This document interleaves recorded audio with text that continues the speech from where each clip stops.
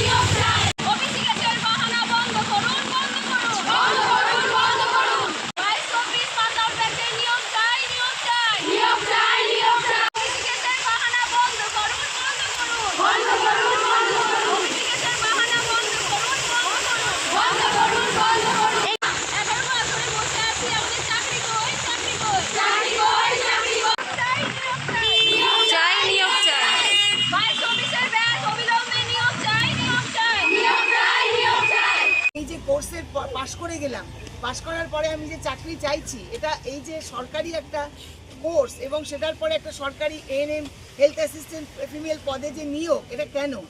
কারণ সেখানকার কমিউনিটিতে মানুষজনকে একটা স্বাস্থ্য বিষয়ে একটা পরিষেবা দিতে হবে আমাদের।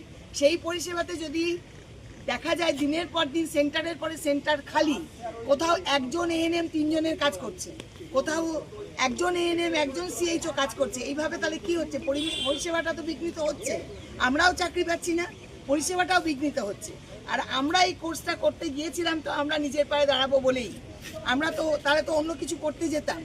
এবং এরপরেও তো কোর্স চলছে, তার মানে তারা বেরোলে তাদেরও নিয়োগ দিতে হবে, দরকার আছে, সেই জন্যই তো কোর্সটা চলছে। কিন্তু ওনারা বলেছেন ওনাদের দরকার আছে সেন্টারে যে সমস্ত জায়গায় শূন্য পদ রয়েছে, প্রশিক্ষিত মেয়েরা আছে, তাদেরকে অবিলম্বে নিয়োগ করতে হবে। মূল যা বিষয় যেটা এখানে আমরা জানতে পেরেছি এবং আগামী দিনে আপনাদের যেগুলো করতে হবে সবটাই দিদি রেখেছেন। আমারও একটাই কথা, এটাই বক্তব্য, প্রথম দিন যেদিন এখানে আপনারা কয়েকজন এসেছিলেন, সেই দিনের যে অত্যন্ত একটা অসহায়তা, কিংবা কোথায় যাব, কে আমার কথা শুনবে, কাকে আমি বলবো, আদৌ আমি শোনাতে পারবো কিনা, কিংবা আমার জন্য এই স্বাস্থ্য ভবন আমার জন্য আছে কিনা, সেদিনে আপনারা কিন্তু বুঝতে পারেননি। এটা ধোঁয়াশা এবং অনিশ্চয়তার মধ্যে ছিল। তারপরেও যতটুকু যা কথা হয়েছে, সেই কথার মধ্য দিয়েও যে আপনাদের কোনো কথা এদের মধ্যে দাগ কাটবে কিনা, কিংবা আমরা আমাদের কথাটা ভালো করে শোনাতে পারবো কিনা, কিংবা আমাদের গ্রহণযোগ্যতা এদের কাছে কতটুকু আছে, সেগুলোও আপনাদের এ জায়গাটাও ঠিক এতটা, মানে সেটাও একটা অনিশ্চয়তার মধ্যে ছিল। আজকে যারা ভেতরে গিয়েছিল, 4 জন ছিল, আমরা 3 জন ছিল, আমরাও ছিলাম। আজকে যে আগের দিনের ওদের যে অ্যাটিটিউড, মানে যারা এই নার্সিং ডিপার্টমেন্টের যারা অধিকর্তা, আজকে ওনাদের যে অ্যাটিটিউড সম্পূর্ণ আলাদা। ফলে বাইরের এই যে এতজন এত দূর যোগে, এত দূর দূরান্ত থেকে এখানে আপনারা এসেছেন, আর আজকে আমরা যে নাছোড়বান্দা হয়ে এবং আমরা কিন্তু একটা মজবুত ভিতের উপরে দাঁড়িয়ে এখানে আমাদের এই দাবিগুলো নিয়ে সেখানে সাবমিট করতে পেরেছি, দিতে পেরেছি, এইটুকু এটা ওনারা আজকে বুঝেছেন যে এরা ছাড়বে না, এরা একা নয়। এই ব্যাপারটা বোঝানোর প্রয়োজন সব সময়, এটা আপনাদেরকেও বুঝতে হবে, দপ্তরকেও সেটাই বোঝাতে হবে। ওনাদের ক্ষমতা দরকার, ভোট দরকার, ওনাদের নানান কিছু থাকে সরকারের দপ্তরের, আমাদের চাকরি দরকার, কাজ দরকার। ফলে আমাদের লড়াইটা দিতে হবে।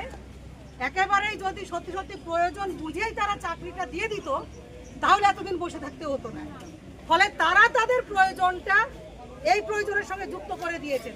তারা কি বোঝেন তারা বুঝুন, কিন্তু আপনাদের এই কাজ ট্রেনিং করে বসে আছেন, এই কাজ সরকারকে দিতে হবে।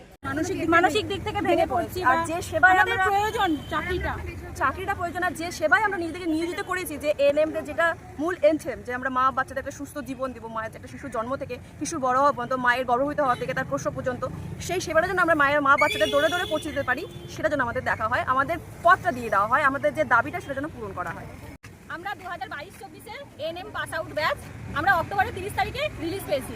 যেমনভাবে জিএনএমরাও এএনএম জিএনএম এন্ট্রান্স দিয়ে পরীক্ষা দিয়ে র্যাঙ্ক করে সরকারি হসপিটাল থেকে ট্রেনিং করে তবে চাকরি পাই, সেরকম আমরাও ডাব্লিউবি জেইই আন্ডারে এএনএম জিএনএম পরীক্ষা দিয়েছি। আমরা র্যাঙ্ক করেছি সরকারি হসপিটাল থেকে, নার্সিং ট্রেনিং স্কুলগুলো থেকে আমরা আমাদের ট্রেনিং কমপ্লিট করেছি।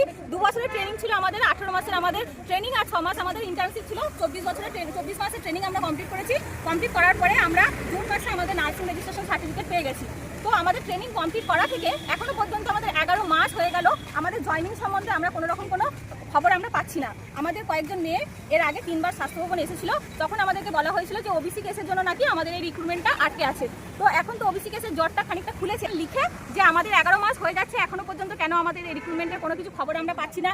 স্বাস্থ্য কেন্দ্রগুলো ফাঁকা রয়েছে, আর একটা এএনএম দিদিকে দিয়ে, একজন হেলথ অ্যাসিস্ট্যান্ট ফিমেলকে দিয়ে একটার বেশি 2 বা 3টে করে সাবসেন্টার চালানো হচ্ছে। আমরা দেখছি আমাদের পাশের গ্রামে যে সমস্ত সাবসেন্টারগুলো রয়েছে ফাঁকা পড়ে আছে। সেকেন্ড এএনএম অর্থাৎ সিএইচএ কে দিয়ে সেই সাবসেন্টারগুলো চালানো হচ্ছে। আমাদের এএনএম জয়েনিং 2 থেকে 6 মাসের মধ্যে হয়ে যায়, সেখানে আমরা 10 থেকে 11 মাস হয়ে গেল বসে আছি, কোনো রকম ইমপ্রুভমেন্ট নেই আমাদের।